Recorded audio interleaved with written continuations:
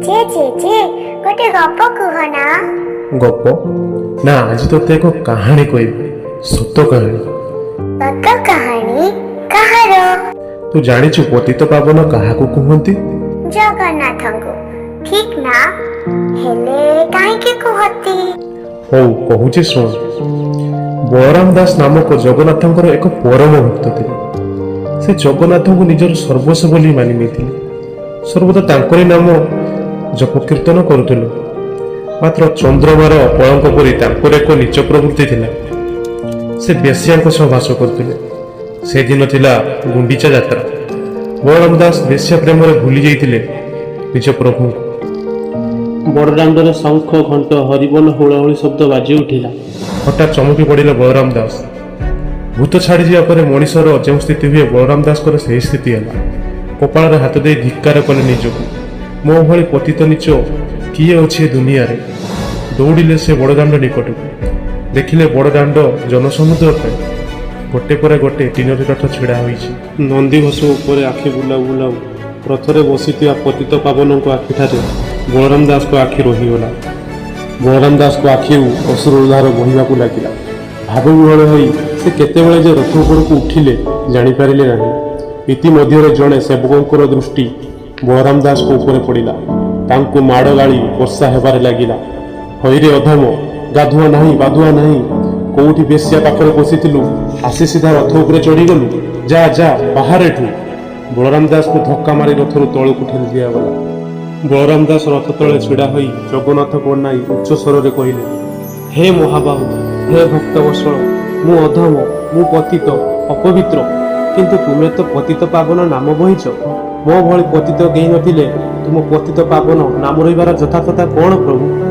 तुमे मो प्रभु, मु तुम दास। मु जदि किछि अपराध करिछि तुमे मते दंड देइथांतो। तुम सुदर्शन चक्र रे मो मुंड काटी देइथांतो, किंतु अन्य मानक द्वारा मते काहेकि अपमान कराइले प्रभु? बापा थाउ थाउ पुओ को अन्य माने केमिति मारी परिले? मु पाप करिछि बोली तुमे मते हटाडार करी ठेली देलो, ताले अन्य कौनसी पापी तुम द्वार को काहेकि आसीबो? भल को तो समस्ते भल पाती, पतित को दूर दूर करती, हेले पतित को भी तुमे कळे नहीं स्नेह करुथिल। सेइथि पई तो तुमको पतित पावन कुआसे। आज जानिले जगत करी तुमे भी स्वार्थ कर। मु जाउछि, किंतु एतिकी कहि जाउछि, जदि मु तुमर प्रकृत दास होइथाए तुमर रथ एठू हुंकीबो नाही। तुम बापा नंदनकर राण।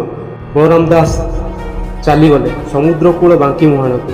सेटार से बाली रे तीनोटी रथ तैयारी कले। आखिरु झरुथाए लतकर धार। जगन्नाथ बलभद्र और सुभद्रा को आह्वान करी कहिले, हे ब्रह्मांड ठाकुर, जदि मु तुमर प्रकृत सेवक होइथाए तेबे बड़ दाण्डर रथ छाड़ी आसी मो रथरे विजय कर। शून्यरु घंट हुलहुली शुणागला। दिव्य सुगंधर 10 दिग महकिला। बाली रथरे विराजमान हेले प्रभु। प्रभु को देखी साष्टांग भूमि शोई जाई भो भो करी कांदी पकाइले बलराम दास। सतरे प्रभु, तुमे छार अधमर मान रखिया पई एते बड़ उत्सव छाड़ी चली आसिलो। धन्य प्रभु, तुमे धन्य। तुम परी उदार प्रभु को छाड़ी जे अन्य देवता को पूजा करे से महामूर्ख। सेपटे बड़ दाण्डरे भीषण कोलाहल। तीन रथ अचल हो जाइछन्ति। रथ टाणिबा लोके अगणित संख्यार रथ टाणी टाणी थकिगले, अथच रथ टिके भी घुंचु न थाए। घुंचिबा बा केमिति? प्रभुଙ୍କର इच्छा थिले सिना रथ चलिबो। स्वयं प्रभु तो भक्तर मान रखिया पई बाली रथरे विजय करिछन्ति। रथर तो केवल दारुमूर्ति विद्यमान। राजा चिंतित हेले। से नगरर ब्राह्मण क्षत्रिय पात्र मंत्री बालक वृद्ध नरनारी समस्त डकाई टणाइले रथ, किंतु रथ चलिला नहीं। शेषे राजा आदेश हाथी को रथ टणारे लगागला।